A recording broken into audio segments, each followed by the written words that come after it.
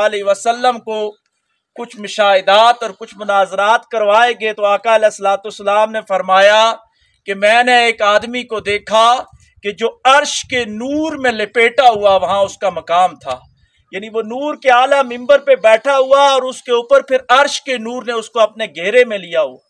तो आका अलैहिस्सलाम ने जिब्रील से पूछा, क्या जिब्रील, क्या ये को अल्लाह का बरगजीदा नबी या रसूल है या फरिश्ता है? तो फरमाया